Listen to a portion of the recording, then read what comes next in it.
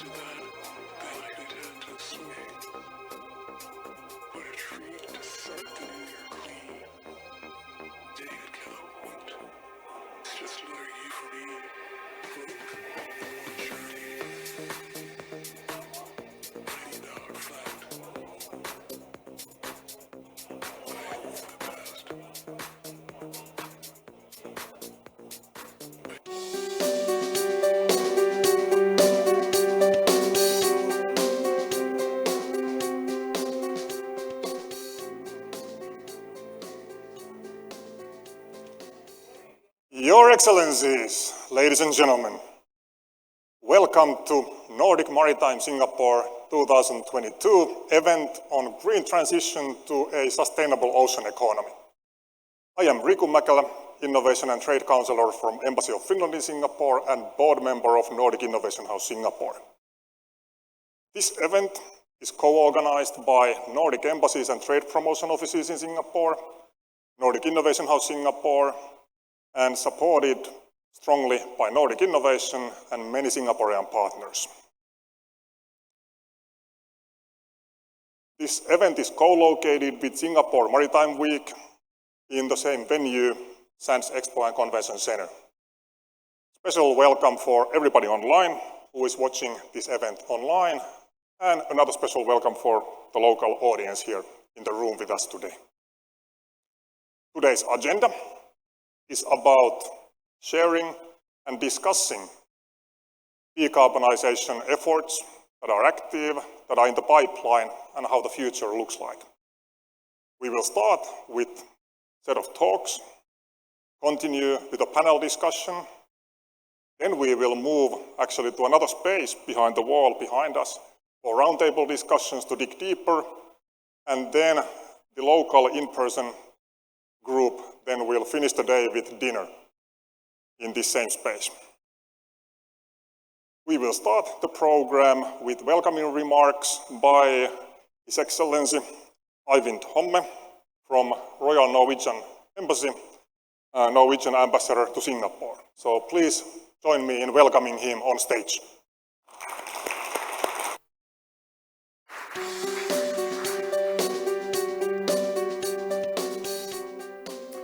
Your Excellencies, and first of all, thank you very much, Rico.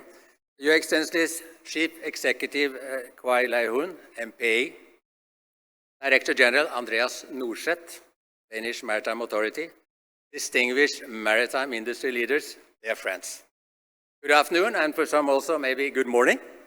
A warm welcome to all of you to our event on green transition to sustainable ocean economy, organized by what I would call the Nordic family in Singapore, with strong support also from our Singaporean ambassadors, and with Singapore Maritime Week as our partner.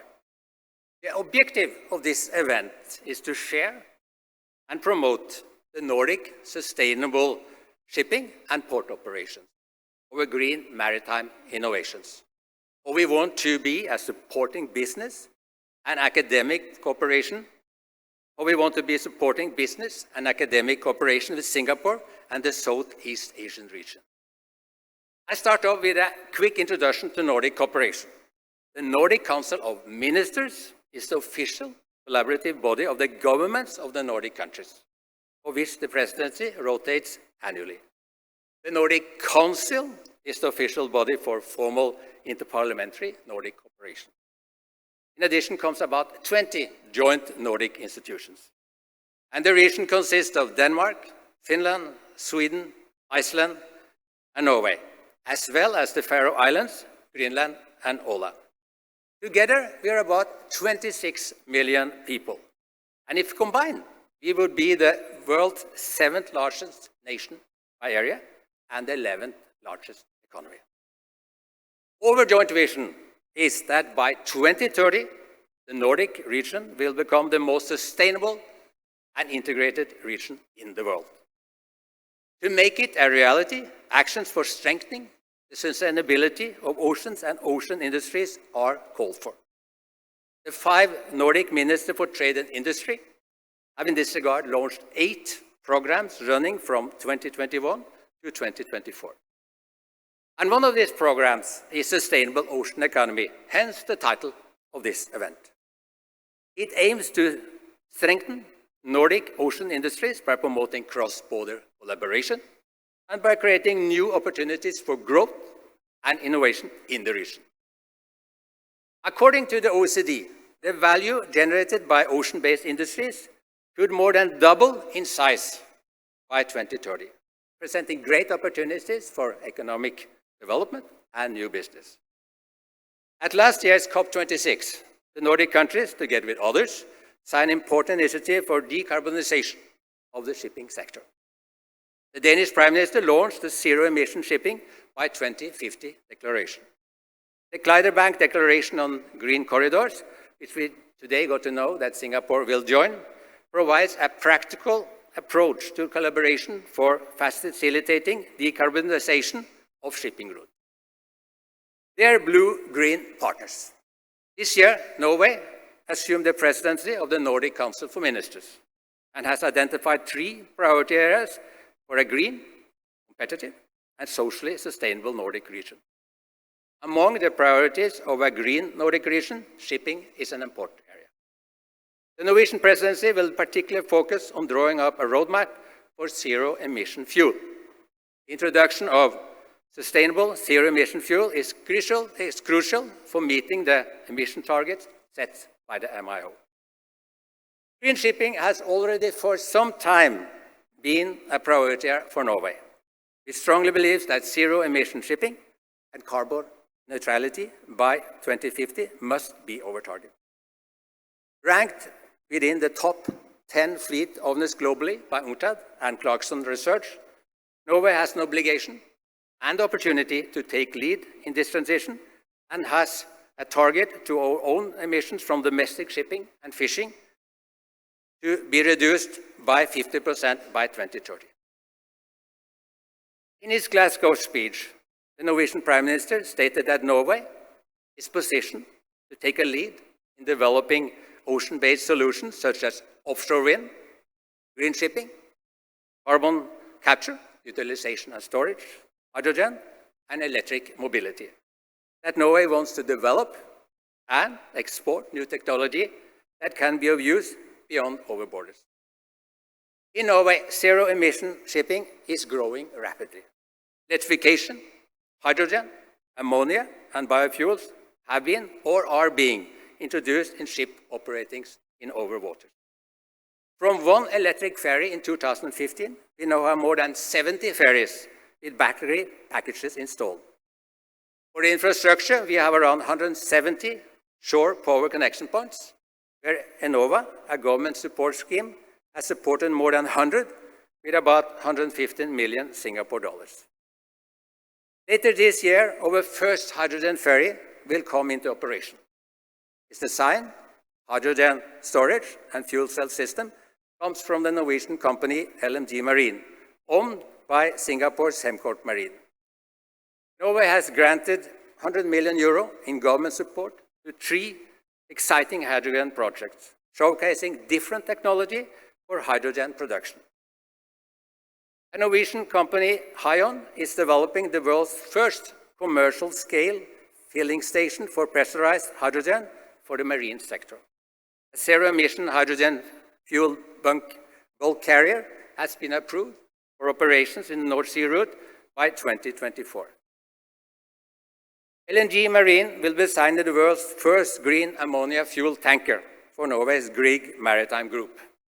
There's also a private-led initiative by a Norwegian company called Hydra to electrify and decarbonize an ammonium plant, enabling a large-scale green ammonia production and complete green ammonia supply chain.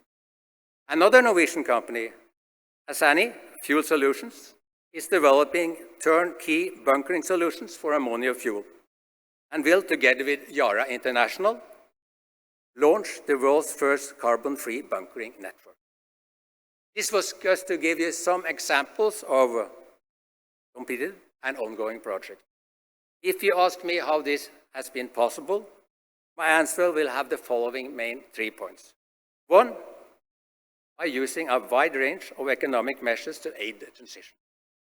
From increasing the CO2 tax on marine fuels, to boosting support schemes for technology development, demonstrations, and early introduction. Having requirements for low and zero carbon solutions in public procurement of ferries and high-speed passenger vessels, and for ship transport procured by public entities at large. An earmarked and earmarked R&D support solution for vessels traveling long distances has recently been launched. Two, by benefiting from our green shipping program, a public-private partnership initiated by DNV, which has been bringing innovative projects between the different actors in the value chain, from goods owners to ship operators to life. So far, resulted in 20 large-scale pilot projects being launched, including 2 to develop green ports, 2 to create autonomous zero-emission vessels, and 1 to create LNG/VOC/battery-powered shuttle tankers. 3, and not least, Norway has a very innovative maritime industry.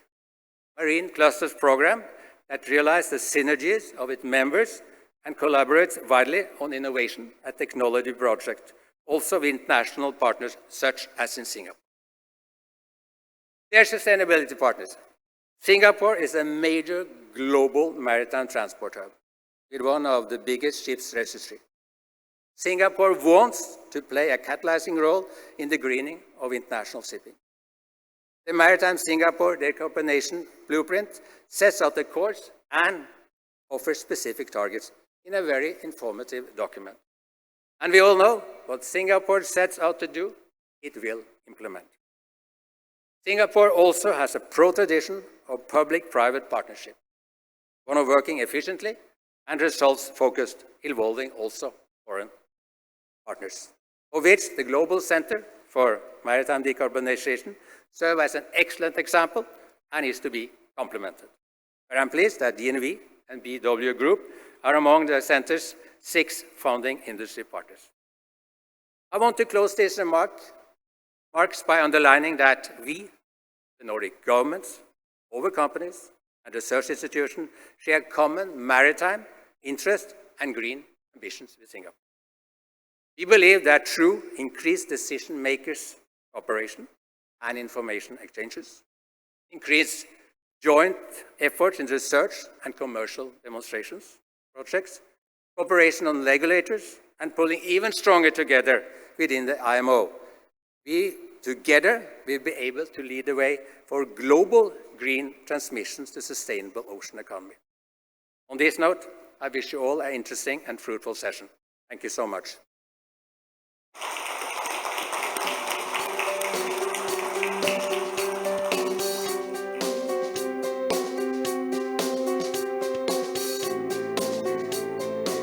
Thank you, Ambassador, for setting up the stage for discussions and more sharing today.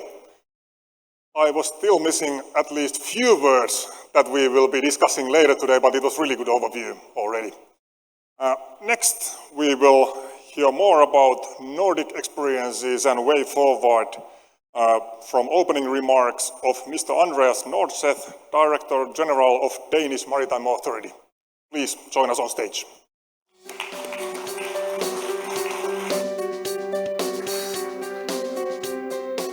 Thank you. Thank you very much indeed. Wow, it's really a fantastic experience just all of a sudden to stand in front of a live audience of nearly 100 people, and I know that there are still online people out there. Really good. Your Excellencies, dear colleague, CEO Hoon, ladies and gentlemen, friends, it is indeed a great pleasure to be here and give you an opening address on this, I would say, very important topic of green transition into a sustainable ocean economy. First of all, I want to thank the Nordic Innovation House and all the Nordic embassies here in Singapore for arranging this, and also give my great thanks to Singapore for continuing your hard efforts in bringing people together. And I think many people are very delighted that actually this year, finally can be here in Singapore. It's a great pleasure. Thank you for that. Now, coming to the theme of green transition into a sustainable maritime or ocean economy, I think that when you say today green transition, what comes up in our minds is first of all decarbonization. But I think also that it's important to remember that when we're talking about ocean economy and green transition and sustainability, it's not only about decarbonization. We're living on a blue planet. 70% of the planet is covered by water. We have a constant demand and hunt for resources, minerals. And in the future, we're going to need space. Space for wind power, space for farming. And we're also going to start on deep sea mining. And what is fantastic in the time that we're living in is that we have the technology that makes it possible to move all our activities into the oceans. And it's only wise to sort of commit ourselves today that when we are starting to progress further into the ocean with fish farming, wind farming, production, probably even cities. I mean, here in Singapore, we have a ship up in the sky. So in the future, maybe we're going to have a city in the ocean. So it's technological possible. And it's very wise to commit ourselves today that this has to be fully sustainable.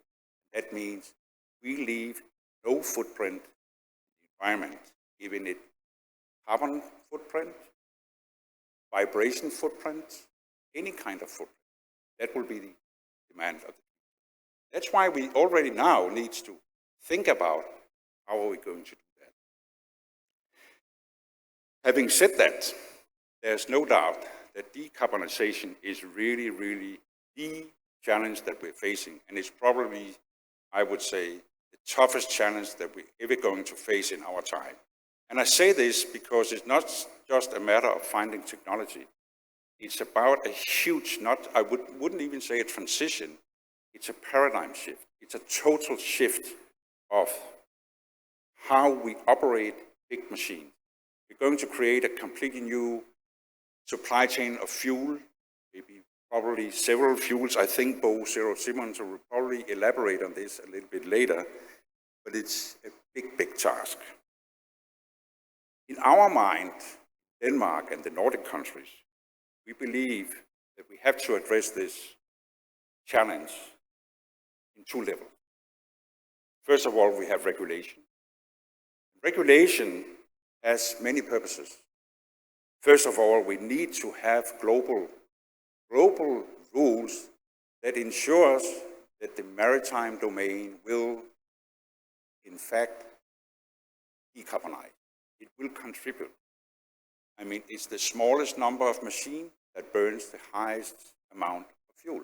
So, of course, this sector has to decarbonize. Regulation has to solve that in order to ensure that everybody on a global scale does that. But it's also important that regulation serves as a driver for demand. And I say this because we are discussing, and we heard that also at the opening session today, the discussion on how do you actually create a demand for the fuel, for the new fuel, that will drive a development. It's not enough just with 3 or 4% of the operators. We need 100%. And that's also a very big and important part, important role for regulation to play. So we believe very much that we have to fix, stipulate ambitious goals. It has to be global, and it has to be in the way that everybody has to deliver, so that we ensure that in the coming decade, everybody will chip in, demand solutions, work for finding solutions for the future. And then speaking of solutions, that's the other level. That by the end of the day, we can have political decisions, strategy decisions, we can have regulation, but by the end of the day, it's all about finding the solutions. And this is where we have to work together. And we have to have a very holistic approach. We have to find technology. I have to think in a systemic way. For instance, green lanes requires technology, fuel, but also regulations and ports that are willing to go into it, new business cases, etc. So we have to have a holistic approach and find solutions, and we have to showcase it. We do have first movers today that are already showcasing, but we need much more. A lot can be done. And I would also say, and we actually was a few people discussing this last night, that we should not forget that it's not all about just having this really sort of in the end solution. It's also about looking at what we can do today. And I'm just thinking of, you can use modern fuel pumps in ships and save 5, 7, 8% fuel. You can use a new kind of painting and save maybe 2, 3, 4%, etc., etc. Looking at people who are within training, we know for a fact that the way people handle the ship can save up to maybe 10 or 15%. So there's a lot of low-hanging fruits that we haven't picked yet. And we believe very much, in a Nordic perspective, that there's a lot that can be done if we work together. So looking around here, where we have a lot of Nordic companies, we have also Singapore companies. And I believe if I ask you, raise your hand if you believe that you represent a company that has some little piece to the puzzle that actually will deliver something that will make shipping more green, more sustainable, and help decarbonizing. I think most of you would raise your hand. And that's what it's all about, bringing us together. The know-how from the Nordic countries, know-how from Singapore, working together to ensure that we can gain all the benefits from the ocean economy, but in a sustainable manner. That's what it's all about. I look very much forward to hear the debates today and the inputs, and I wish everyone a fruitful seminar. Thank you so much.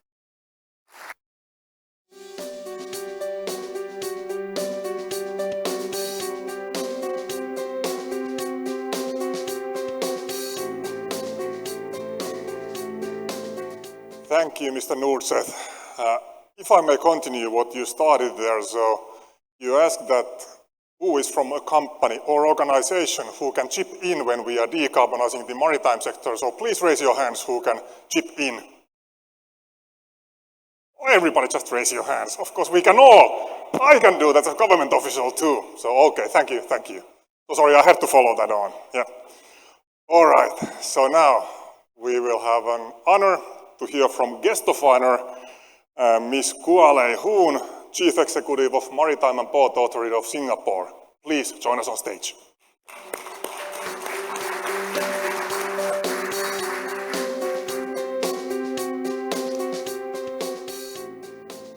Good afternoon, everyone here in Singapore, and good morning to whoever is online.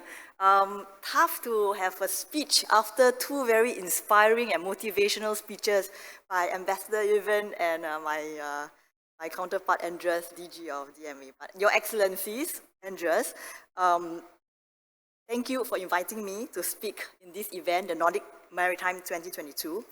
It's really very exciting to see so many friends and partners. You know, the energy that we rub against each other as we talk and discuss, and having the ideas snowball, and having concrete initiative and collaborations that's been discussed in the corridor, in the ballroom, is just so exciting and so motivating. So for my speech, I would like to touch on two areas. First is really on the macro trends. You've heard quite a few of the trends that's been described in the morning session. I'd just like to touch on them briefly here. And I want to then touch on what are some of the collaborations that we've been working together between Singapore and the Nordic companies and countries, which could be the springboard for more actions moving forward. On global trends, now, global supply chains have not returned to normal. They were disrupted over the last 2 years.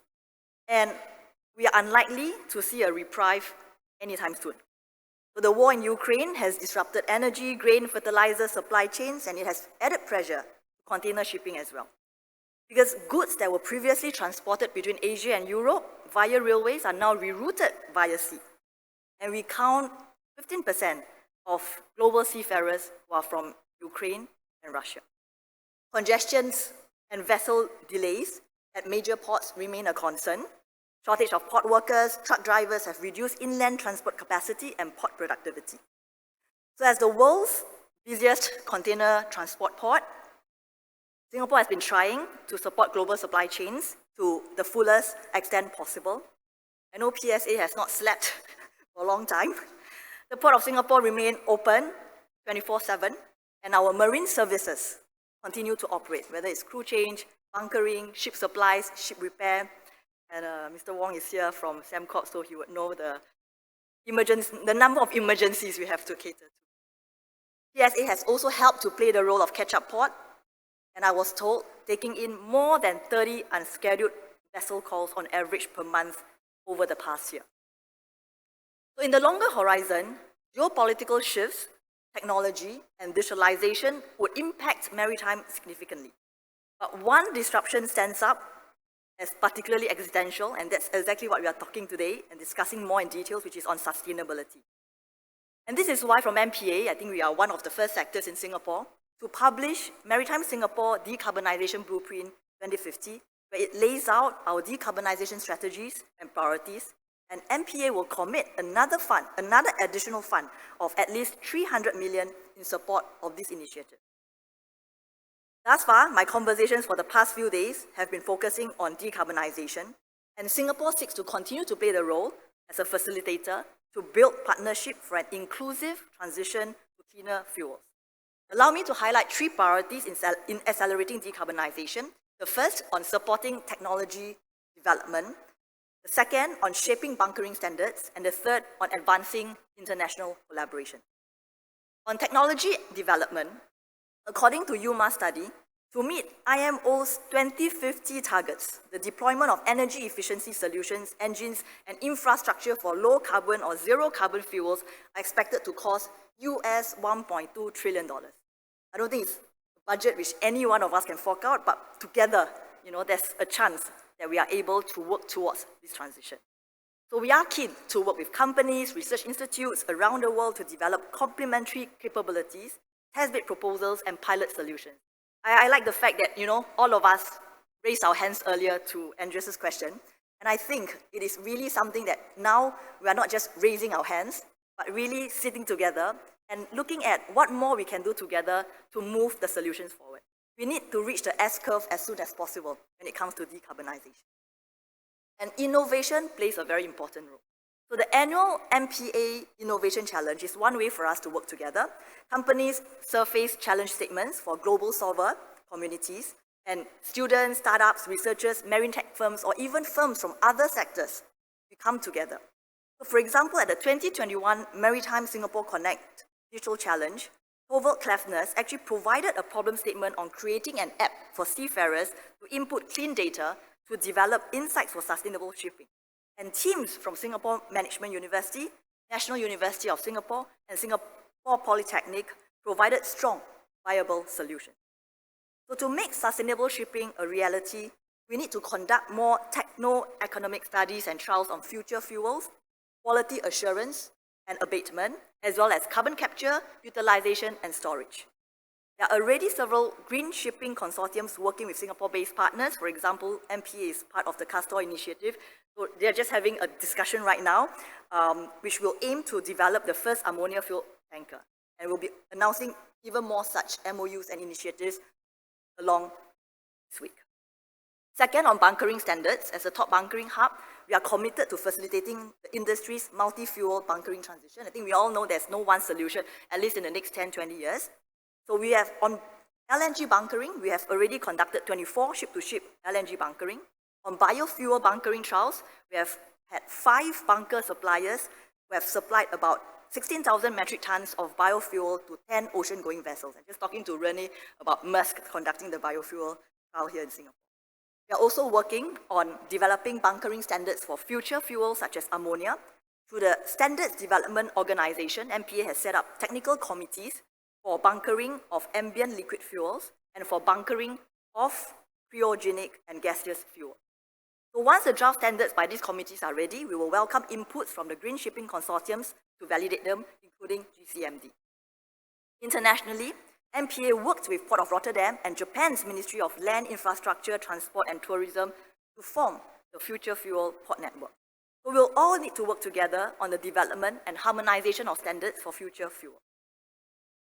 And then we just read in the newspaper this morning that National Technology University, NTU, has also kickstarted a consortium looking at bringing hydrogen to Singapore for clean fuel through liquid MCH at ambient temperature and pressure. It's quite exciting, and we look forward to the results of their research. Finally, international collaborations. The maritime industry is globally intertwined, so we need to work bilaterally, multilaterally, regionally to create, test, and deploy sustainable solutions collaboratively. And this requires all of us to actively participate in various areas. We have sponsored numerous key submissions with our Nordic partners, such as on developing work plan for mid and long-term measures for the initial IMO strategy with Denmark, for example. Singapore is also glad to join Denmark and Norway as core members of the zero-emission shipping mission and to contribute to the recently developed shipping mission roadmap.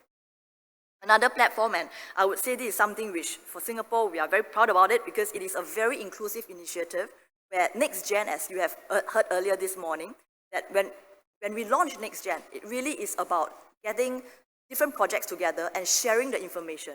The idea is that if each one of us keep the information to ourselves, the ideas are not going to snowball, there'll be a lot of duplication.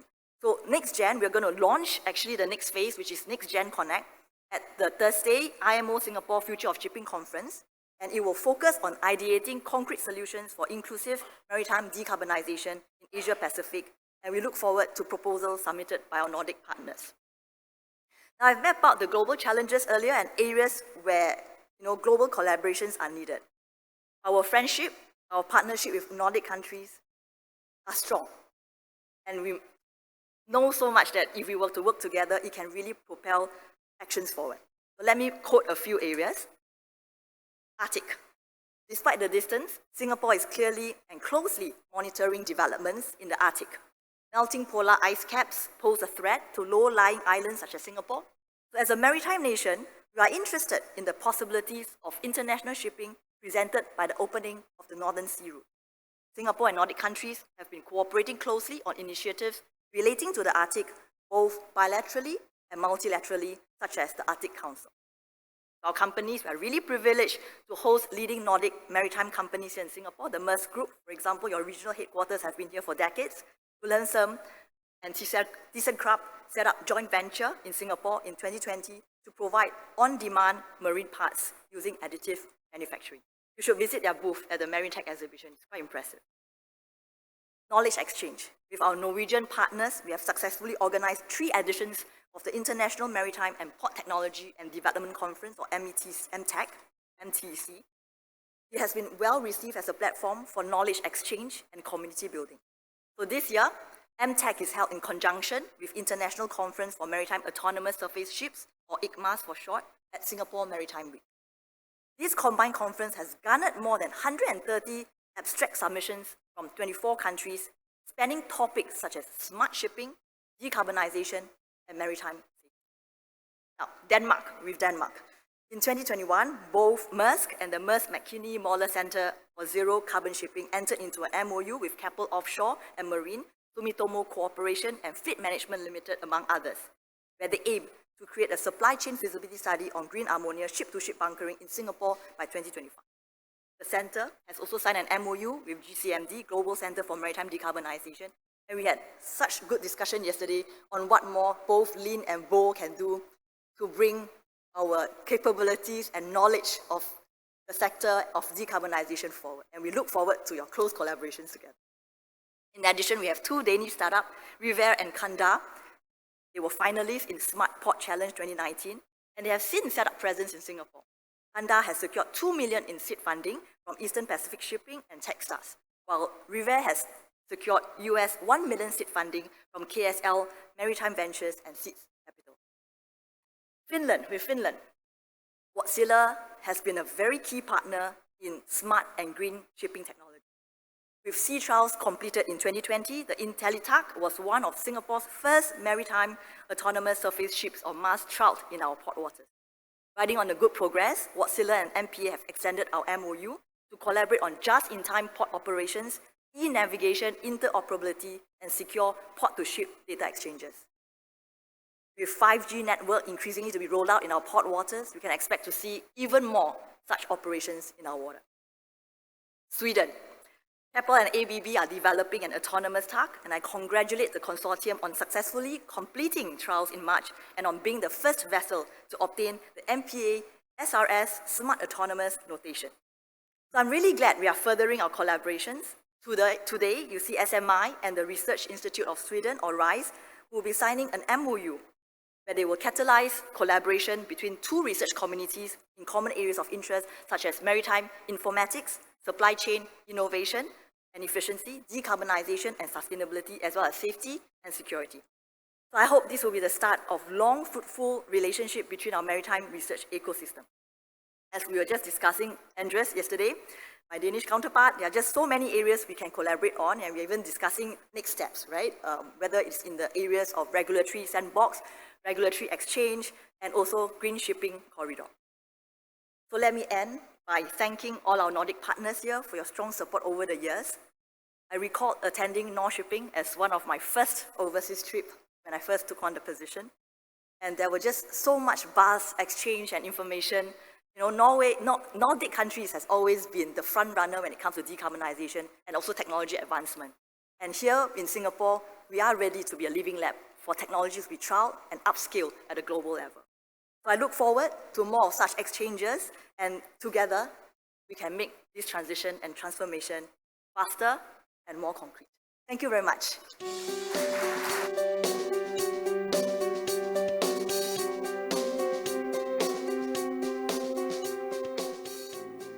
Thank you, Ms. Quah, for your kind words and underlining the need of doing things together in global scale.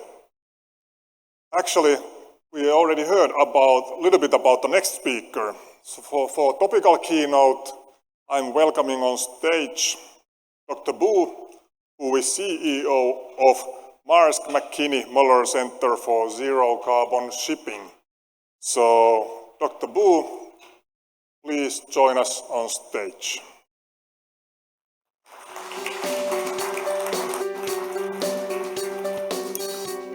Thank you very much, Your Excellencies, ambassadors, organizers, audience. Thank you very much for inviting me here, giving me an opportunity to talk about decarbonization of shipping. I've been tremendously looking forward to traveling from Copenhagen to Singapore to talk about this Nordic event. It makes just a lot of sense to be here, meeting up physically with all of you to talk about something that I feel very much for. I think we are at a very special point in time. We're at a point where we have finally come to really realize that we have to do something about decarbonization of shipping. And we're also at a point in time where there's still time to do something about it. So there is a window of opportunity now, if you will, where we can actually act on this challenge, this crisis that we have acknowledged. I am from 1968, I'm 53 years old, and I have heard about the climate change and the greenhouse gases since I went to primary school. I have worked on fantastic and large engineering and technology projects where we have truly moved the needle in terms of energy efficiency. I think we have also, along the way, just realized that the global emissions, also from shipping, have gone up and up and up, and they still are.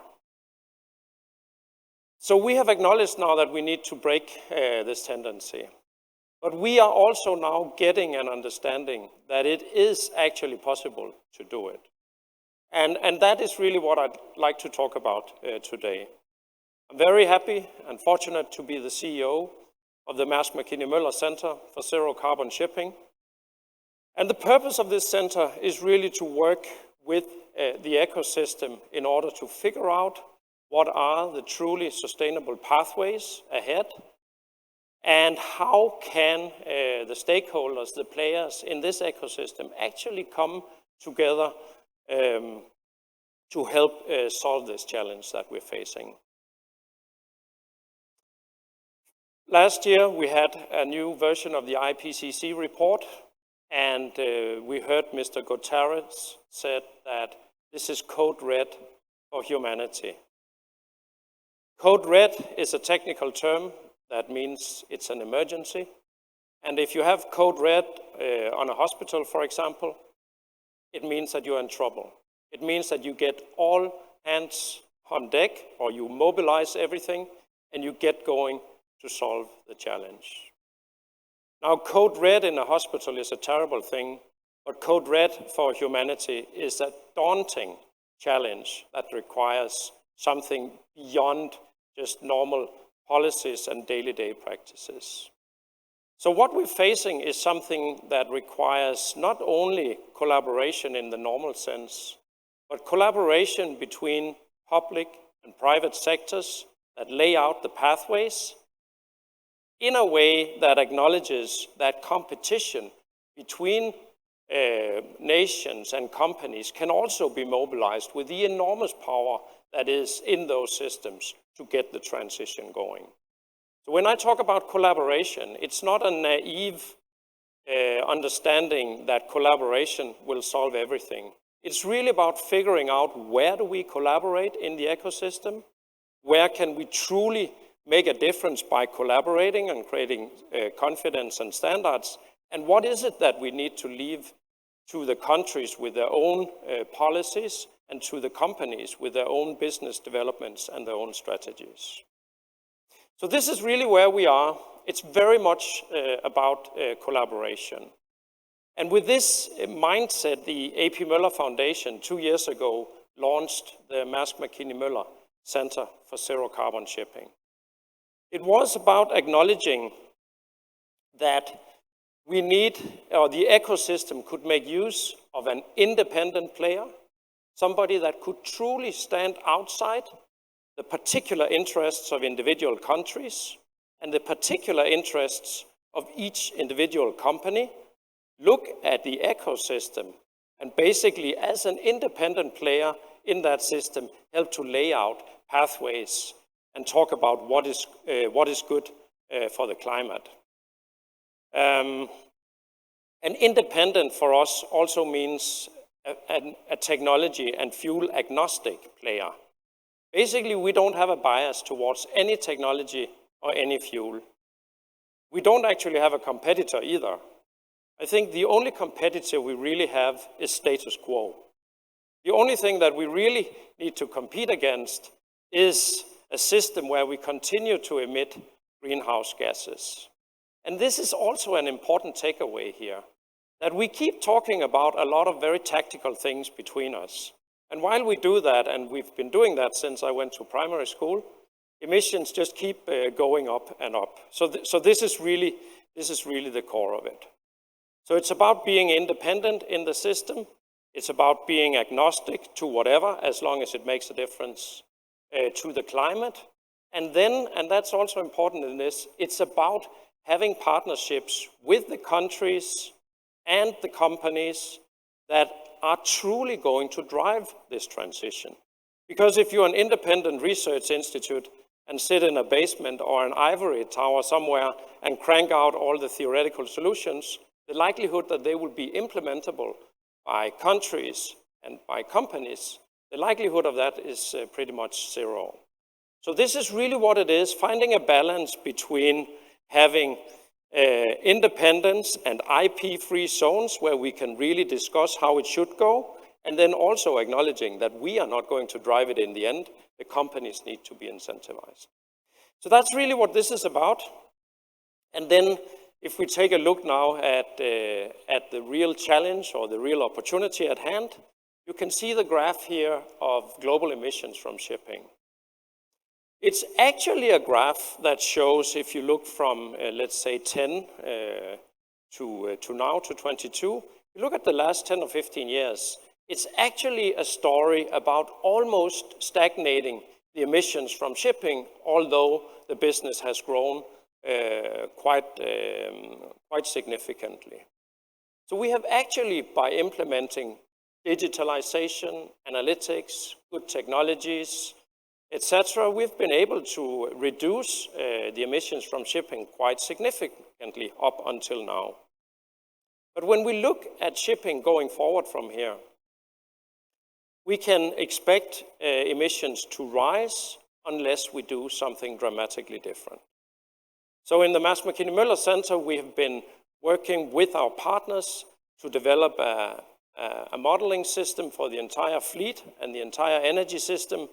And we believe that even by using and taking into use new technologies, building better ships, digitalization in operations, emissions will likely continue to increase. And this, of course, stands in very stark contrast to where the shipping industry should be going, if you look at the global context. Shipping is a part of all major supply chains. Shipping is emitting 3% of global greenhouse gas emissions. Shipping is providing infrastructure, critical infrastructure to the entire world. So shipping needs to be able to provide all of that to the world. But at the same time, we actually also need to decarbonize in order to enable supply chains to decarbonize. So that is the point. So on the graphs up there, we have to get down towards those curves that go towards zero by 2050.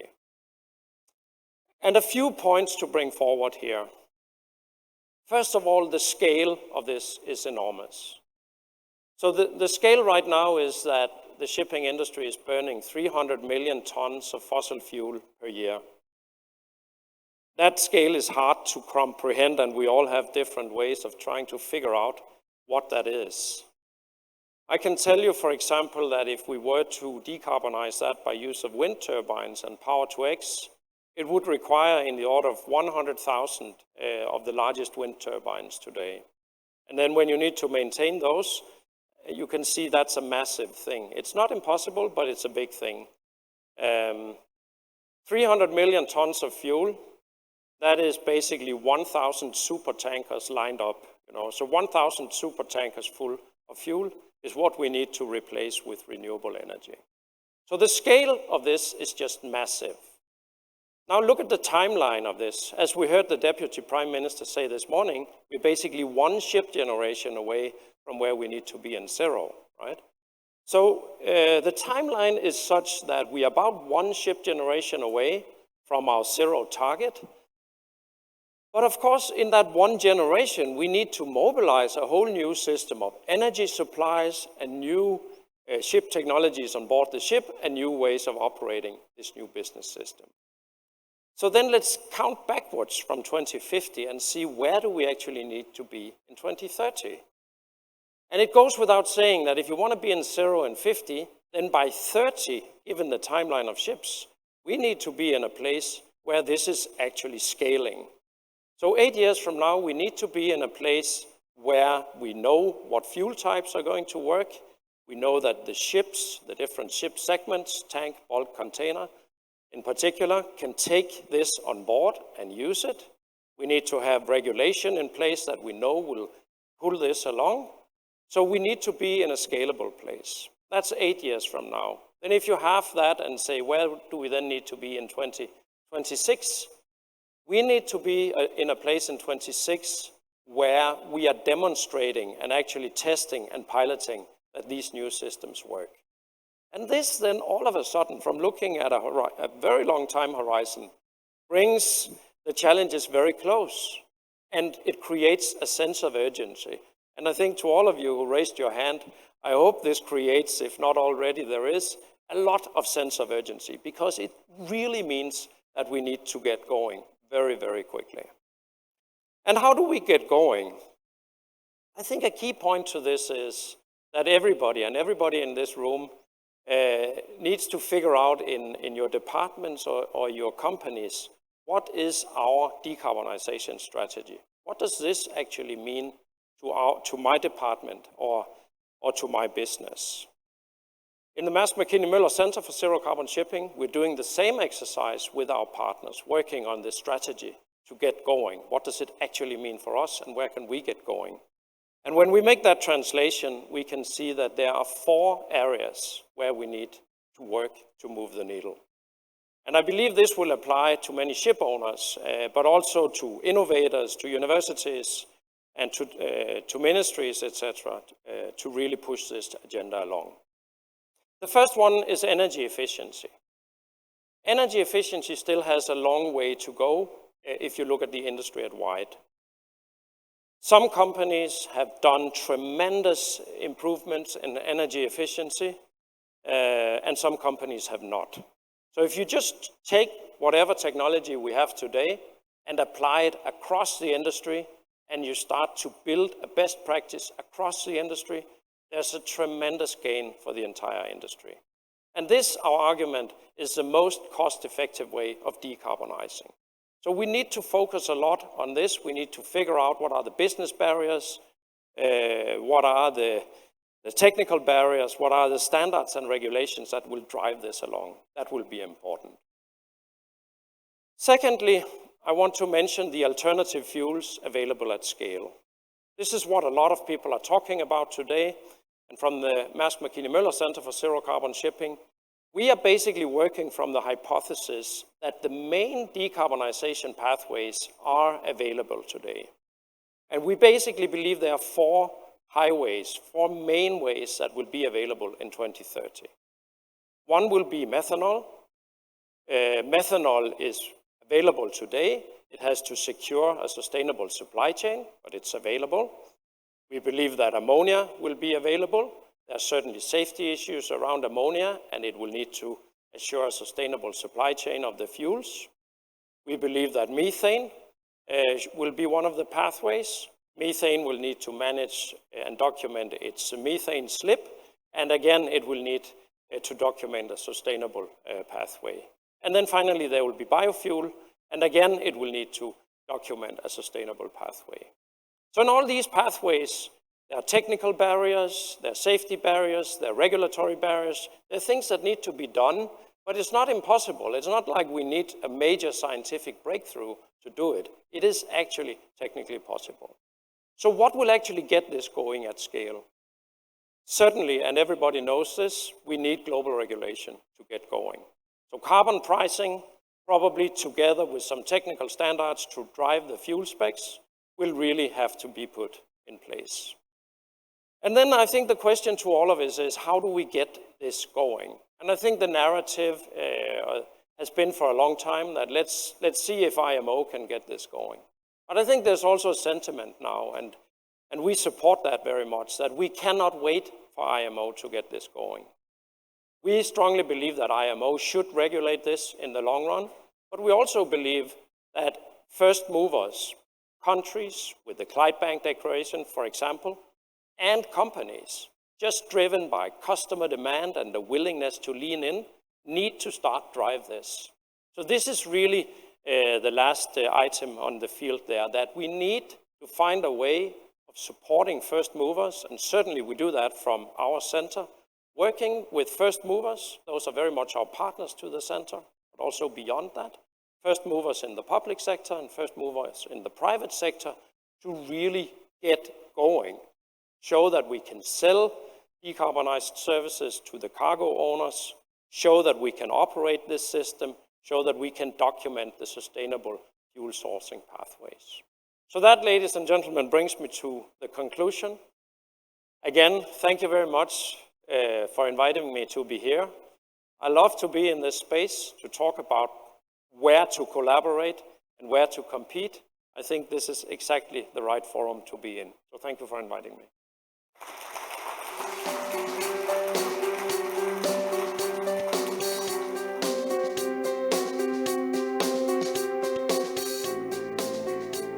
Thank you, Dr. Boo. Wonderful overview of way forward and our challenges and opportunities on that path. So let me ask at this point, so you pointed about the sense of urgency and we should feel it. So who in the room feels the sense of urgency in decarbonizing the maritime? Please raise your hands. So some of you are kind of sometimes waking up middle of the night feeling that we need to do something more, something faster. Okay, so today we will discuss these topics in depth in the roundtables after about 1 hour. But before that, we will dig even deeper in a panel discussion. And to warm up the panel, I invite on stage the moderator of the panel, Dr. Mikael. Please, stage is yours.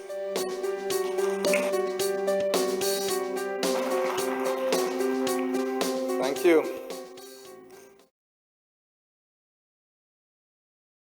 Your Excellencies, distinguished guests, ladies and gentlemen. It's really an honor for me to chair the panel discussion on a green transition to a sustainable ocean economy. I will open my thoughts, and in particular, how we might achieve a higher level of sustainability if we are prepared to act collaboratively. I think that has been the whole message from our previous speakers here. The world maritime transport chains are increasingly constrained and inherently inefficient due to a variety of factors. Especially, we lack of coordination and synchronization between the many and various actors involved, most of whom depend on the progress of someone else in the supply chain for the entire and timely delivery of their own particular promises.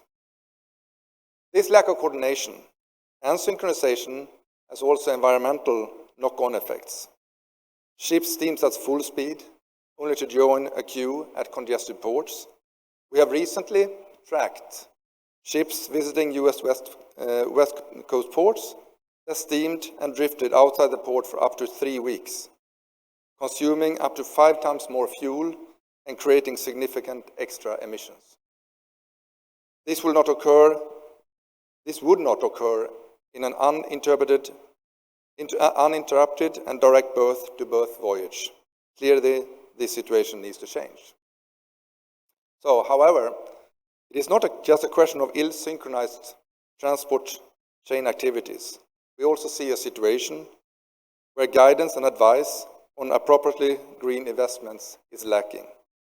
Everybody knows that we need to do something, but many are less sure on what it is that we should exactly do. Investments in the future are certainly needed and needed now. But what kind of investments? How will ships of the future be constructed and powered? Will the necessary biomass be available for producing sustainable energy? Will there be an appropriate fueling infrastructure? How can ports optimize the space to act as energy nodes? Which fuel technologies should be pursued? All questions to be answered. In my view, the driver for the future is collaboration. Collaboration across industries and between nations. Digitalization is key to supporting such collaboration and synchronization within the self-organized ecosystem that is maritime transport. Digitalization in the maritime transport chain, as well as in all the other transport chains, can provide enhanced transparency and knowledge of what is happening. thereby allowing all the involved actors to much better plan, coordinate, and synchronize their actions. This enables everyone to act smart rather than reactively. Many of you know my organization, RISE, and that we have been instrumental in bringing forward the collaborative decision-making concept, CDM concept, to optimize operations by data sharing that optimizes the use of time, location, and resources. Many of the standardization initiatives ongoing today are oriented towards just-in-time synchronization for that purpose. It has, however, become very clear to me that we need to also ensure that we optimize for decarbonization as part of this process. In Europe, we believe that at least 80% of the terabytes of data that comes out of data centers will be derived from digitally connected devices. This provides fantastic opportunities for those that utilize the transport ecosystem, as data analytics empowered by artificial intelligence will inform them about what is really going on with their consignments. This carries the risk that as better informed customers, they may then also be more proactive and critical. Are we ready for this as an industry? To get the best out of digitalization, maritime informatics has emerged as a field of study among researchers and practitioners who are now joining forces to enhance the efficiency, sustainability, safety, and resilience of shipping. RISE is at the forefront for many maritime informatics activities. The Nordic countries have historically been very open to collaborative innovation, bringing many competencies together to solve particular problems. The Nordic countries host global shipping companies such as Mærsk, Wallenius Wilhelmsen, Stena. We also have manufacturers of equipment such as Wärtsilä, Rolls-Royce, Kongsberg, Kalmar, Saab. We have shipbuilders such as Meyer Turku, and we have fantastic innovators in digitalization and sustainable energy. The ingredients are all there to develop models of a sustainable maritime transport infrastructure for all parts of the world. This is what is beginning to unfold. The Nordic countries strongly support global alignment and wish to avoid an island approach. One step in that direction is to work with regions and societies that also place themselves in the innovation lead, as is being pursued by Singapore through organizations such as MPA, PSA, the Singapore Maritime Institute, and the Global Maritime Decarbonization Center.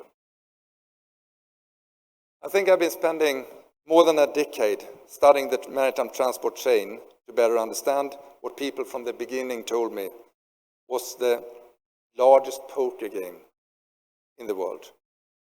I've been seeking ways to move from coordination that appears to be based mostly on physical presence and step-by-step, one-on-one, consequential, sequential decision-making to more virtual foundations empowered by digital data sharing.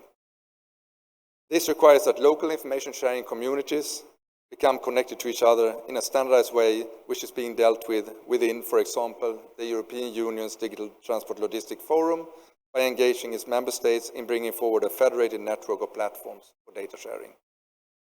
Our panel discussion is about how we, in the world, can align forces to preserve our planet and provide our future generations with a place that they can live in, and find enablers on how to support the enabling transition that is required. In my view, digitalization and collaborations are key factors in this. I will finish this introduction by quoting Christiana Figueres, the previous Executive Secretary of the UN Framework Convention on Climate Change. She said, "We will move to a low-carbon world, because nature will force us, or because policy will guide us. If we wait until nature forces us, the cost will be astronomical." So, hence, with those words of warning, let us work out what we need to do now. Therefore, it's my pleasure to introduce the panelists. I first start with Dr. Bo. and you already were on stage. I don't know how much to tell about you, but besides being the CEO of the Mærsk Mc-Kinney Møller Center for Zero to Carbon Shipping, you have also held a number of prominent positions within shipping technology and innovation. Please have a seat. All right, thank you. Secondly, we do have Professor Lin Lu, the Chief Executive Officer of the Global Center for Maritime Decarbonization. Probably I think I should call it GCMD. That seems to be everybody else is saying like that. This is a non-profit organization based in Singapore with a mission to help the sector accelerate its decarbonization efforts through shaping standards, deploying solutions, financing projects, and fostering collaboration across sectors. Then we also have Esa Lindqvist. There you are. The Chief Advisor of Maritime and Ports Business Finland, with a prominent history as advisor in ecosystems and clean tech business areas. Welcome, Esa. And last but not least, we have Miss Cristina Sanz de Santa Maria. Miss Cristina is Regional Manager, Region Southeast Asia, Pacific and India, DNV Singapore, who has a long history with working with DNV GL.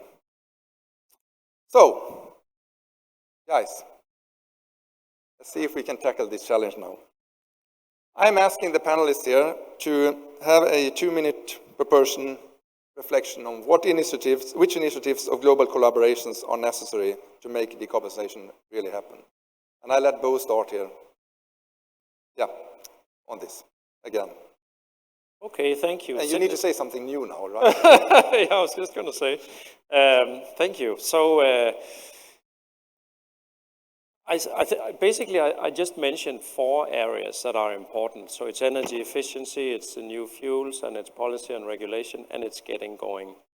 And I would just like to say that to really get going now and really be practical now, I just think it's very important that over the next half year, 1 year, we demonstrate some real projects, that we come together and we work on very concrete activities that will basically show the world that it's possible. And we can only do so much within our own spheres of influence. And I can say for my sake, it means that we are, for example, collaborating closely now with Lin's center to compare notes and see where we can collaborate and where we can complement and supplement each other.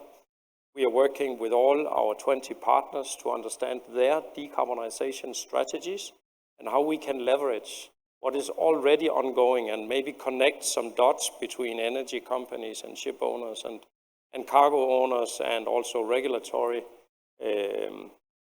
bodies and government agencies. And honestly, I think we can all do a lot to actually get going.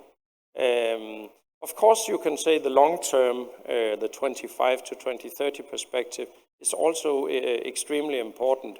But I think for me right now, it's very much about getting going and getting those new business systems going. Thanks. Thanks a lot, Bo. Do you share this view, Professor Lin? All right, well, there you go. Thanks, can you hear me? Yes. Thanks for having me. I think you've heard several speakers now say how complex the energy system is. And if we still don't appreciate that, you can look at the ramifications of the Ukraine-Russian conflict, right? With oil and gas prices going up, fertilizer prices have gone from $200 a ton to $700 a ton. This means Yara has announced that they're closing several fertilizer plants until the end of the year. That means it's going to affect the food supply chain. What does it mean for us when we think about decarbonization? Well, we're so entrenched in this energy infrastructure that we've created over a century ago that it is going to affect us. With oil and gas prices going up, I mean, I'm sure you've seen solar panel prices have gone up by 30%. Already, if you've signed a power purchase agreement before the conflict, some are no longer profitable because of this increase. So what this means is it's going to have an impact on us too. It means that our ecosystem is actually very, very complex. And so when I think about collaboration, it's not just about collaboration within the sector, it's about collaboration outside the sector. The fuel producers, the energy producers, our scope 1 is their scope 3. So it's really important to bring them on board because they can give us insight on the supply chain, on infrastructure build out. It's important to collaborate with adjacent sectors like aviation sector. I think aviation looks very much like us. It's a very difficult to abate sector, 2 to 3% global carbon emissions, much like us. There may be opportunities to work together so we can avoid duplication of efforts, we can think about common infrastructure build out, et cetera, et cetera. And then of course, you know, like Bo said, it's collaborating across the board, sharing information, and with the Mærsk Center and GCMD, we're very complementary in our approach and our execution, whereas the Mærsk Center is more top-down, it's looking at pathways. We're more bottom-up, I would say. We're looking at piloting trials and actually trying some things. And if we fail fast and we learn faster. And perhaps that learnings can feed back to the pathways that both centers thinking about and refine those. And we take guidance from that then to do our next one. And if we are successful, then we can move the sector cheaper, faster, and cleaner. Very good. Thank you. First of all, thank you to be here, because actually this is the, for me, first time almost 2.5 years to be here, face-to-face situation. Wonderful to be here. Thank you. From my point of view, my target is a technological target, and as Dr. Boo say, we have actually, I also believe that we have the green fuels for different green fuels. We have the possibilities, and then we have, as you say, digitalization. But what we need, it's much bigger ecosystem than we have to have now in maritime area. We have used to do in our own rooms, and we don't have such ordinary ecosystems, and towards to the green fuels, to the zero emission, we know that a much bigger and different ecosystem, open platforms, and I believe just totally new thinking. Thank you. Thank you. And Shall I go? Ms. Christina? Thank you. So, I mean, a lot have been said, right? And but I think it's important, definitely, that we start now. We don't believe there's a silver bullet, so we need to test, pilot, and try to scale many technologies, many fuels at the same time. Otherwise, we will lag behind. I don't think regulations is going to make it, so it's about the collaborations and the public-private partnerships that both Lynn and Bo represent. I think we need to suppress that, competition type of mindset that we have in order to make this happen. And then if I would, maybe my last remark is to not forget about safety. Safety is the foundation. If something should go wrong, it will backfire us, and we will be going back steps. So always having safety on the back of our minds to make sure that whatever technology or fuel that we are testing, applying, and implementing is safe to use. Thanks a lot, Christina, to mention that, so that we do not forget that aspect that has been in the field for a long time. To be honest, good, and I really appreciate this way of thinking that we need to do the real stuff. We need to engage together with companies, with the practical, or the desires and the needs for solutions, etc., etc. Guys, haven't we been talking about this for the last 10 years? The same thing. I mean, if you, Bo, would have a speech for 10 years ago, and you would probably say the same thing. did actually. I see that. Yeah, yeah. So I had that 12 years ago. I made a presentation about greening of supply chains, which was exactly about that. But there's a huge difference from 12 years ago. I can see it very, very clearly that there is an internalization now amongst governments and amongst the company leaders, that it's not somebody else who has to fix it. We have to step in and do it. And that's why I think this concept of first movers is actually very powerful.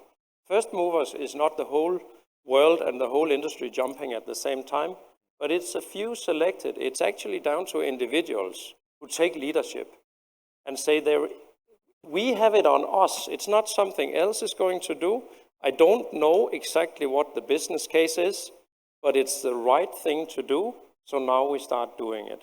And I think that's for me the big change. I think 10 years ago, we drove energy efficiency like crazy, and it was a good business case, and you could argue, 2 or 3 or 5 years payback, and you could do a lot. Now it's a different narrative. It's a different sentiment, where we're doing it because it's the right thing. I think everybody's jumping at it. Of course, also believes there's a business opportunity ahead, but nobody can prove that business opportunity today. And that, I believe, is basically the definition of leadership, that you just need to get going and start to do the right things, and then eventually this will mature and you'll actually get a business out of it. I think that's when it's really difficult to be a leader. That's when there's all this ambiguity and the business case is not that certain. And that is different now, and we see that very concretely. You see across the supply chain, you see energy companies investing, you see technology manufacturers like engine manufacturers and ship yards and so on are investing. You see ship owners are investing. And you even see customers that are starting, I'm not sure they're paying too much extra for their transportation, but they're at least starting to talk about it. Not yet. So I think there's a lot of real changes. Yeah. I would agree with that. I think the momentum is there. I think some things just take time. So, I'm thinking, as Bo was speaking, about the biofuel trials that have happened, right? I think at our last count, there are over 20 biofuel trials that have happened. I think most recent 14 is after the sulfur regulation has taken place, so that's super relevant. But these are one-off biofuel trials, demonstration that you can actually incorporate it within the tanks, you can burn it without any issues, you can look at the emissions profile, et cetera, et cetera. I think what we need to really move the needle on decarbonization is to go beyond that singular trial to look across the supply chain, right? And so what we're doing at GCMD is to scope out a project where we're looking at the supply chain. So we've spoken to more than 150 stakeholders to really understand what the bottleneck is, right? What are the pain points, for example, with biofuels? It's really to provide transparency on quality, transparency on quantity, on the abatement assurances. And so if we can iron all that out in the supply chain, you lower the barrier for ship owners, ship charters to be able to accelerate the adoption, assuming that the supply is there. So I think the robustness of the supply chain is really, really important. Which actually also means, and I was very happy today to hear about these MOUs that are being signed now here in Singapore about the ammonia, which is, of course, each fuel has its merits and challenges, of course, and that needs to be handled, but at least we jump into and do something, and Singapore is a very important bunkering spot for the world, and of course Singapore needs to be on this somehow. So that's, but what I hear that you're saying as well, you're talking about finding the leaders, and you're also talking about scaling, basically, because, it's not a question of managing to run one pilot and then that's good enough. We need to really get it going, and there's a difference between river shipping, you have short sea shipping, you have ocean shipping, and that will put different requirements on the situation.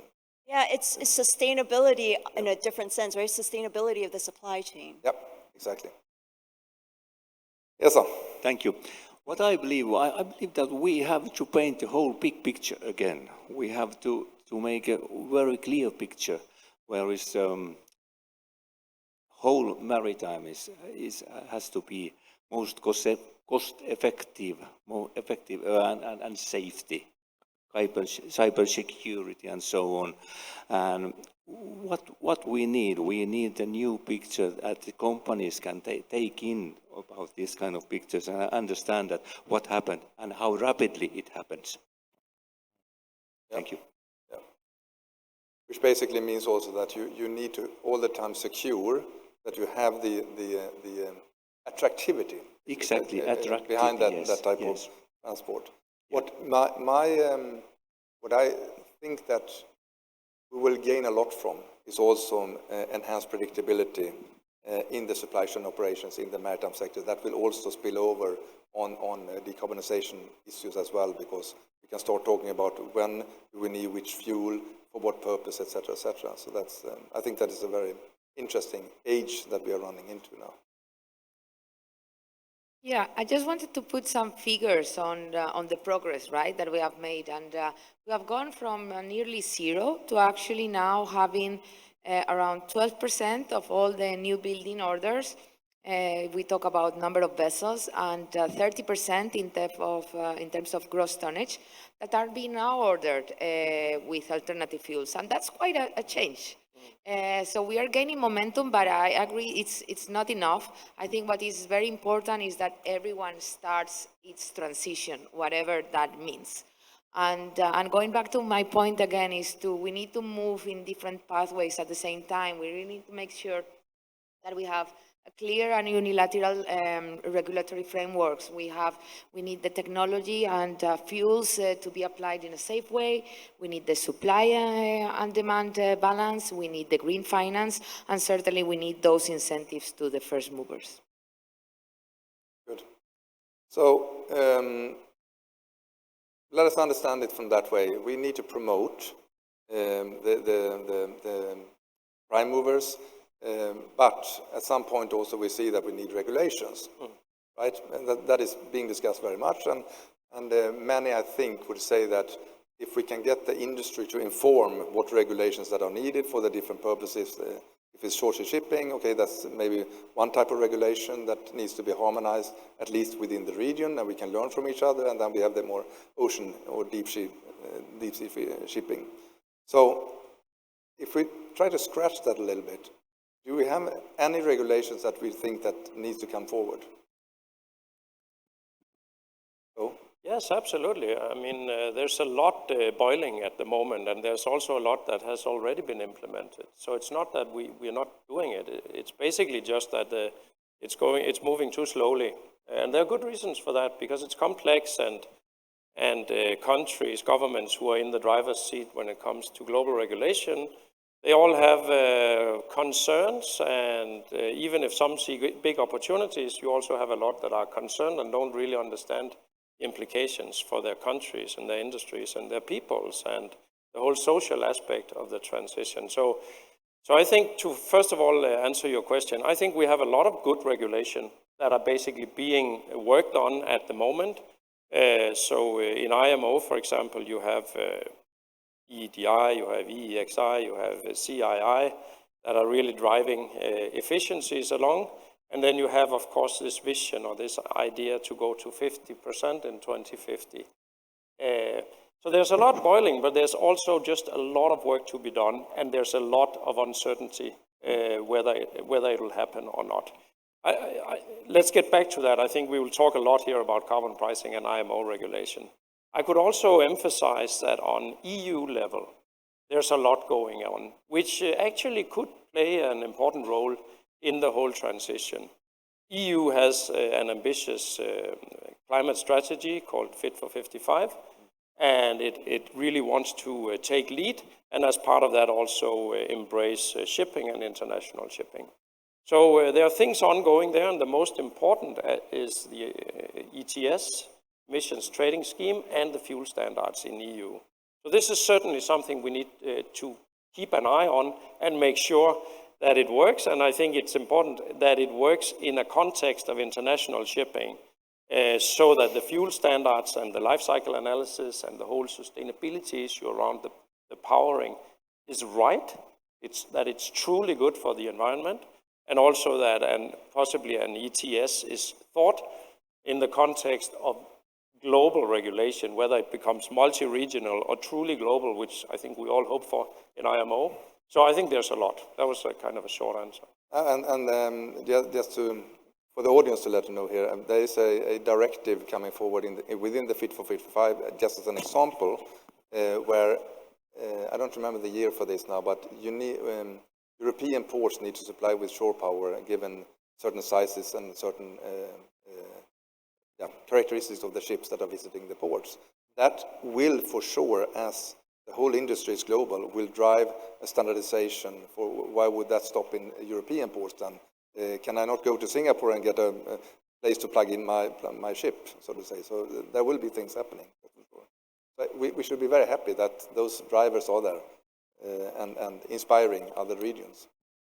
So do we get shore power in Singapore then? Well, I mean, I think that in turn is a challenging question, right? Because I think shore power could only help with decarbonization so long as the electrons are green and not brown. So you need to kind of look upstream, right? Yeah. And Singapore being an island nation that it is, I think we need to figure out how to get the green electrons first before we talk about shore powering, right? So I think there's a circular argument in that. But I would come back to, with respect to regulation, I mean, I think I don't have any more to add beyond what Bo said about, global regulation, except to emphasize that we are a global industry. I think it's important that the regulations are global in nature to ensure a level playing field. But when you ask about regulation, I think the engineer in me is thinking about other kinds of regulation too. So safety regulation, for example, and I can't emphasize how important that is, especially with new fuels. Like with ammonia, and you're thinking about bunkering with ammonia, I mean, it's easy to say ammonia is being shipped around, so therefore the safety's been looked at, but bunkering ammonia would be very different from shipping ammonia as a cargo. The transfer frequency is different, the place with which you transfer is different.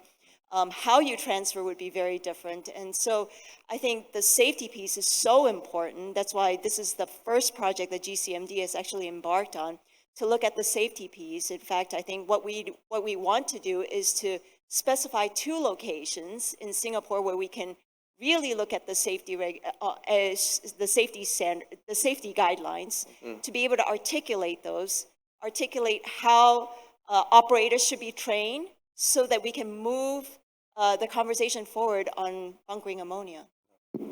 That's extremely interesting what you're saying now, because this new fueling infrastructure that needs to be developed for the world will have effects on how we move the fuel around the world in different ways, and that is also a driver for this whole situation. So that's, right. Well, and I think that really, that responsibility lies in this industry, right? Yep. Just like if we look at the chemical industry figured out how to use chlorine gas very safely, and therefore it's moved forward that way. The microelectronics industry figured out how to use silane, which is a super toxic gas, safely, and that has revolutionized the microelectronics industry.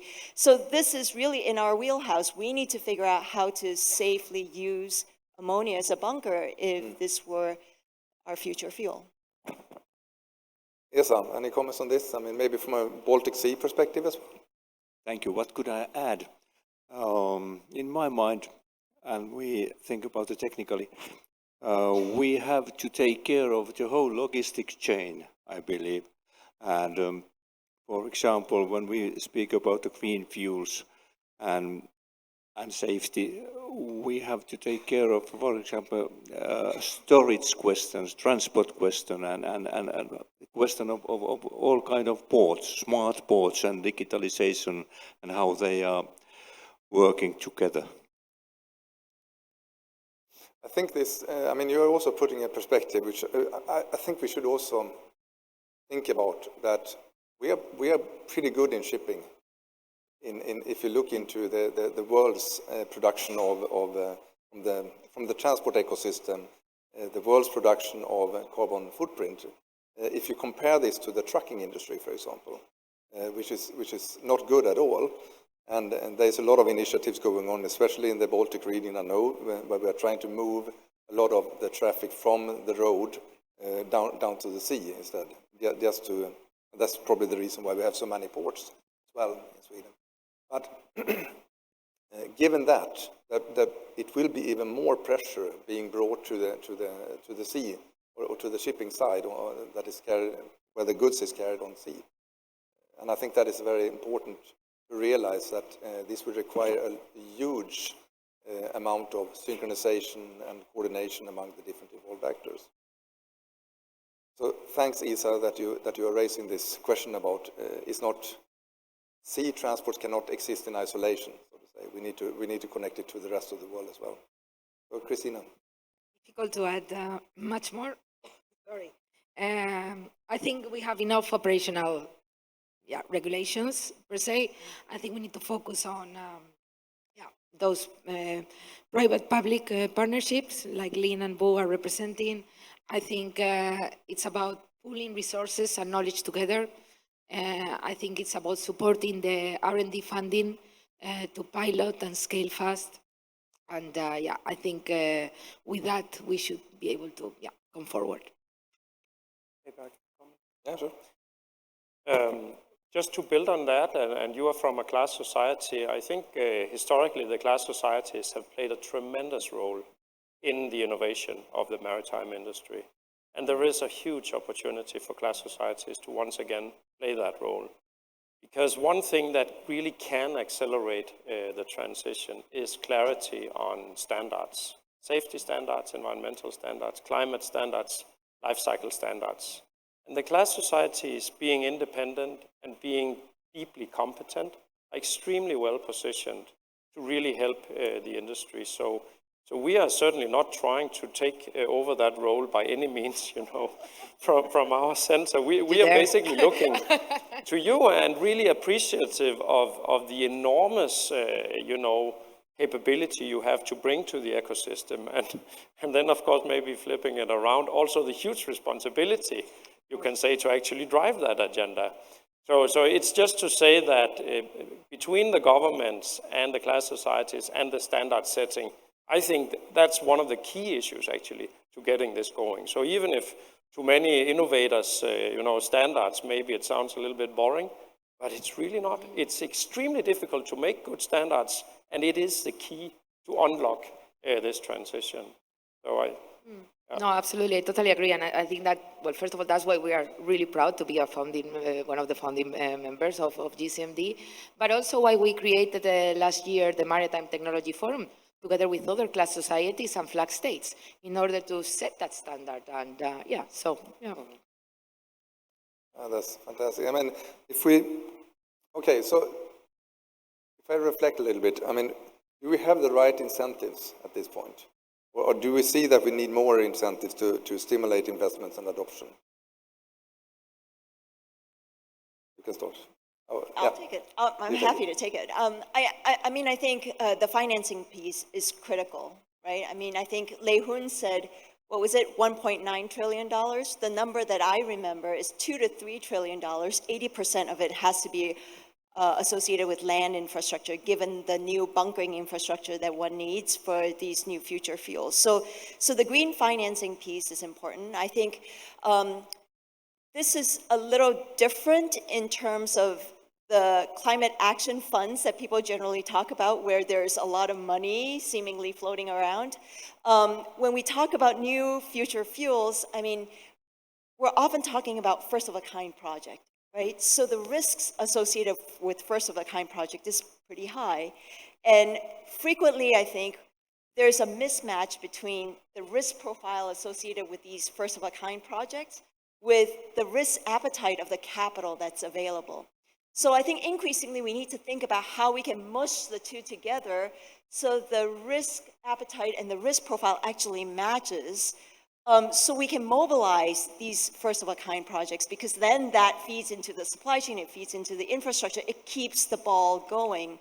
And so what does that mean? I mean, it means more than just debt and equity, right? It means some form of loan guarantees. Governments need to come in. It means grants, maybe through philanthropic foundations or even governments. I think there needs to be a hybrid structure where you can really look at the risk in aggregate so that you can support these first-of-a-kind projects.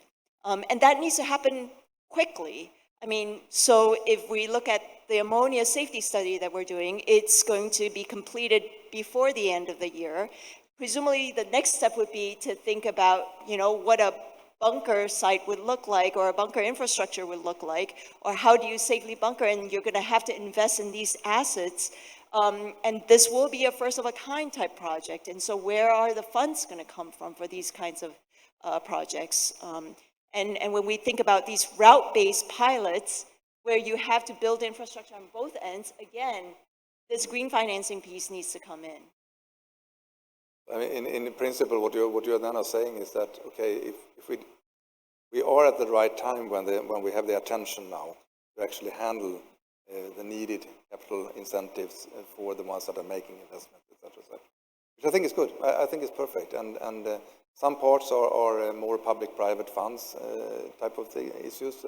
Some needs to be, I mean, the regulators need to actually help us to support some kind of long-term thinking in that my investment is at the work is actually worthwhile to make in order to survive in this business. Yeah, and I think, typical investors, typically you want to have a line of sight to customers, you want to know who your off-takers are.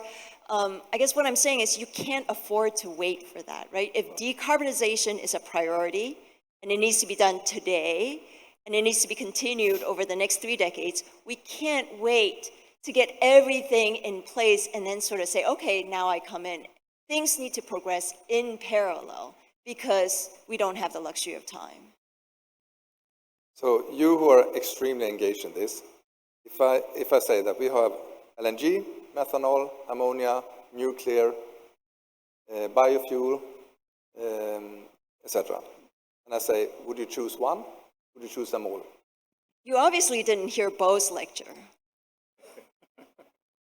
I heard Bo's lecture, and I completely agree with him. I think you need to look at all different pathways. The one about nuclear is harder. I think it's harder than the others. You didn't say nuclear. What? You didn't say nuclear. Yeah, but you did. So I said nuclear, right? But I agree with Bo. I think we need to look at all different pathways because we need to start now. We need to start bending the curve now. I'd like to comment on your previous question about do we have the incentive to get going? So what we're doing in this, what we call the First Mover Program, is really to find out where is the incentive to get going and how do we get it going. And that is not to say we have the incentive in the industry, because no, we don't. We don't have it across the industry, but we have it in a few places in the industry, actually.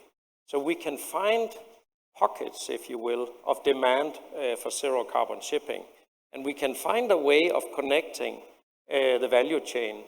And exactly back to Lynn's about the risk and the reward, the current way of doing business doesn't really work here, because you have the chicken and egg problem. Nobody's going to invest in a green fuel plant if you don't have long-term offtake agreements.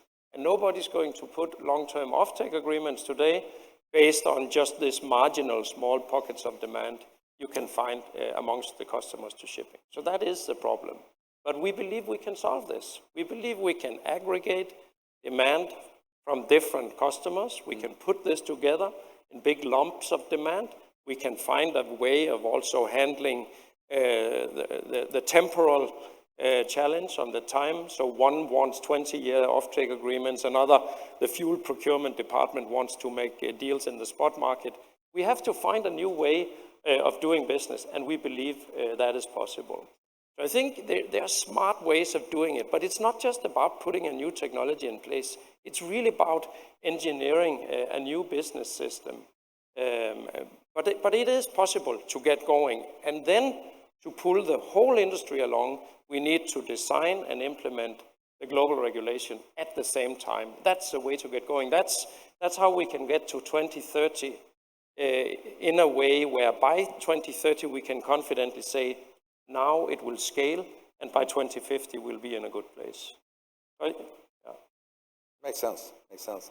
I will, ESA is raising his hand, so I will comment on this. I have an initiative that I would like to take, see what happens. But ESA, you want to continue? Actually, I am just in the same line as you, Bo, said that I have nothing to add about that. I'm sure that we find out new ways to make the business also, and the regulation, the common regulation has always been very difficult to do, but we have only just start and to do that. It's just a work, from my point of view. So, if we take for deep sea shipping, I was talking to one larger, very large, not the largest, but a very large container shipping company. I asked them, how many fueling spots do you need in the world? And let's say for the deep sea shipping, maybe 10, 15 maximum, for the whole thing that they are doing all over the world. So that means for me that, okay, we have 5, 7, 8,000 ports in the world. We do not need the fueling infrastructure everywhere. Would it be possible that if you take all the shipping lines or shipping companies and say that where do you need your fueling spots in the world, and then you take there's something called the Port Authority Roundtable, there's the Chain Port Initiative, there's a number of these initiatives, and I think what's called International Harbors and Ports Association, etc., that are actually grouping those guys together as well.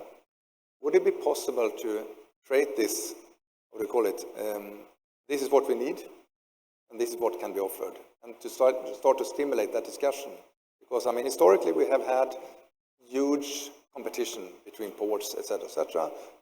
Would this be possible to actually drive such a discussion, if you follow what I mean? Because then it would become concrete. Hey guys, I need ammonia, and I need fueling spots in Asia somewhere.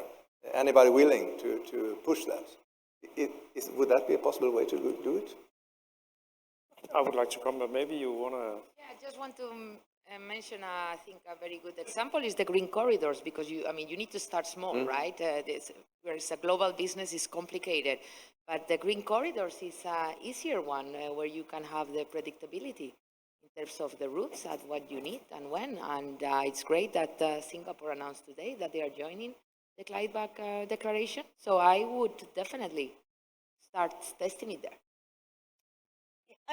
I think the future is going to be a pretty heterogeneous landscape, depending on where the natural resources are going to be available, the ship routes, the ship configuration. So I don't think it's going to be a scenario where you're going to have, 5 different fuels at every port. Right? That's just, the infrastructure cost is too high for that. And so I think it's important for us to start mapping, and that's what we've started doing, where, for example, resources are available for biofuels, where are the LNG bunkering facilities, where would there be an abundance of sun and therefore perhaps hydrogen and then ammonia? Because I think if you add the transportation cost of the fuel, I mean, there's a non-negligible carbon emissions that you're adding to the transportation of the fuel to the location as well. So I think it's going to be heterogeneous, and what Christina said is very important. I think you need to look at the solutions on a route basis. So pilots need to be done on a route basis too, because of this. What is it? The number is, if you work backwards, and net zero by 2050 is your target, 5% of your fuel by 2030 needs to be zero emissions, right? And there's no sense in kind of sprinkling this 5% everywhere across the world. I think you can do one-off trials again, but it's not going to help you in accomplishing what you're trying to do in terms of decarbonizing the sector. What I think would be smart to do would be to aggregate the 5% across one specific route or one voyage at a time, one route at a time, and that's how you can move the needle on reducing carbon emissions for the sector. Oh? I think it's very much about the flexibility, and I think this was also what was mentioned here. So when we get to 2030 and beyond, there'll be large volumes and so on, but in the beginning there's zero volume. So the question is, who actually wants to get going? And I believe then in the very beginning, it's very much about creating the flexibility so that those who want to move can actually move. It means that customers who want to pay for zero carbon transportation, they need to be able to buy zero carbon transportation. And if they do that by some kind of certificate where they're just sure that that green fuel is burned in proportion to their transportation. So it is a physical decarbonization, but it's not necessarily actually on the ship where their container or their oil is. That provides a lot of flexibility. The same, the other way around in supplying the fuels, it's true that you could take the approach you're taking, but again, you could also take the approach to say, where are the countries that will provide energy production and infrastructure to the ports? And then you will either transport the fuels from those ports, and actually fuel transportation on a tanker is dirt cheap. So you could transport it around the world, again, to provide that flexibility. I really think in the beginning it needs to be very much about flexibility, and flexibility will solve the problem. I don't know. I mean, this might be the first time Bo and I disagree on this. Because I think, flexibility is important, but unless you're going to move beyond the one-off trials, you need to think about land-based infrastructure in order to provide this bunkering for the ships, right? So I think flexibility is good, but I think we need to think in terms of a route base so that you can actually move the needle on reducing carbon emissions. Let's talk more about this. I think we're out of time. This is perfect. I can tell you one thing, though, is that this morning I was at the ambassador's residence, the Swedish ambassador's residence, and we had IKEA and Tetra Pak with us, and we were talking about what would the requirements be on supply chain visibility and decarbonization from a more of a cargo owner perspective, and I think that it will be a move from that perspective. I mean, think about IKEA as a Swedish, now we're at the Nordic Maritime event here, it's a driver for sustainability, so it will come in any case. Now it says zero there. I don't know what it means really, but there's a guy standing up over there as well, so we probably should quit now. So first of all, I think that we should thank the panel here for being here and providing the good insights. I think that we need to stand up somehow and take a photo. That's according to my instructions here. There's a wrap up and group photo on stage. Okay.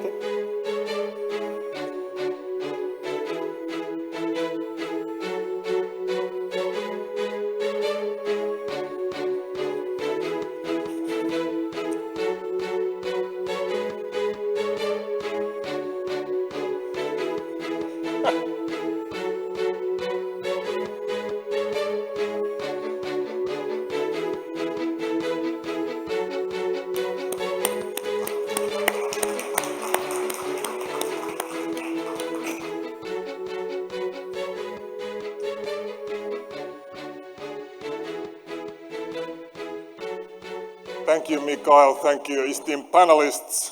I feel that, and actually we all felt that we just got warmed up, so discussion was just about to move to the next level, but luckily we can continue the discussions at 6 o'clock when we go to roundtables, and all of the panelists will be there also, so we can go deeper and share information there. But now, we are going to have a ceremony to celebrate a new collaboration between the Nordics and Singapore. We will be witnessing the signing of a very important memorandum of understanding between the Singapore Maritime Institute and RISE, Research Institutes of Sweden. This memorandum marks the beginning of a new era of collaboration between Singapore and Sweden within maritime sector and research. It also complements the already ongoing collaborative efforts between the Nordic countries and Singapore. As we all know, the world faces the challenge of decarbonization and finding sustainable solutions for the future. Innovation in maritime industry will be vital for reaching our common goals. Under the 3-year MOU, SMI and RISE will work together to identify common areas of interest in 4 broad areas of maritime informatics, supply chain innovation and efficiency, decarbonization and sustainability, and safety and security. This work starts immediately. Already tomorrow, there will be a workshop where experts and researchers from ORISE and SMI, together with industry representatives from both countries, will meet to identify application areas for collaboration, in particular those that may be empowered by digitalization. Singapore is one of the most important hubs within the maritime industry. Standing here today and sitting here today, we are all in the absolute center of the global development. The excellence and experience of both SMI and RISE will contribute to exciting new innovations that will contribute to enhanced efficiency, sustainability, and resilience for the global transport and maritime industry.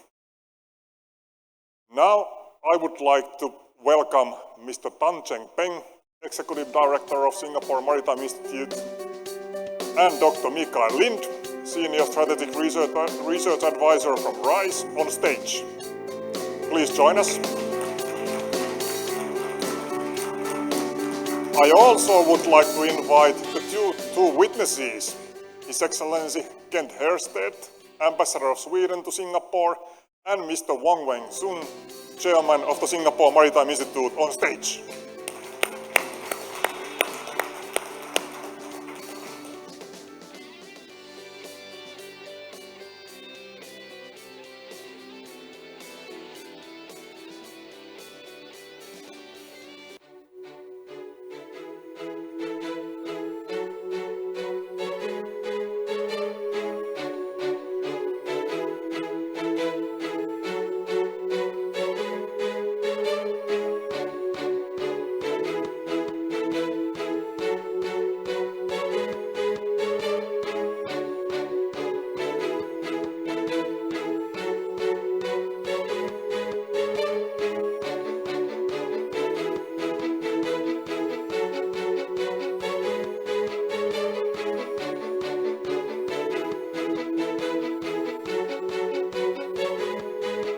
Okay.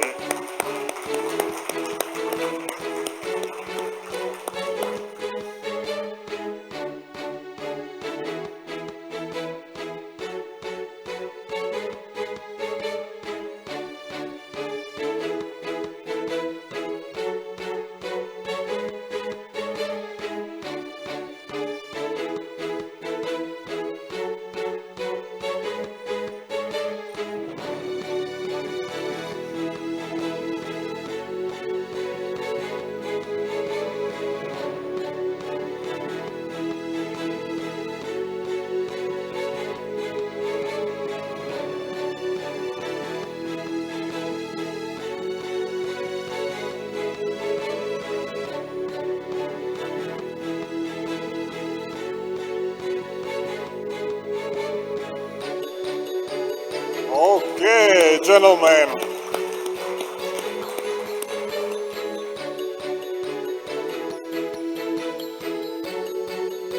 Thank you for the signing ceremony and congratulations for one new collaboration. And I know that there are many other discussions happening this week between the Nordics and Singapore about additional new collaboration opportunities and partnerships.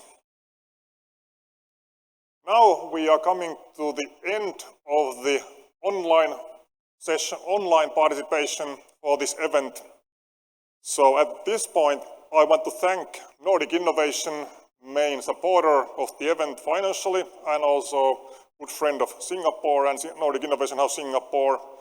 Special thanks to Singapore Maritime Week and all its key stakeholders, all the organizing partners, and online guests. So thank you, online guests, and have a great week, and please join the Singapore Maritime Week sessions online later, on later days during this week.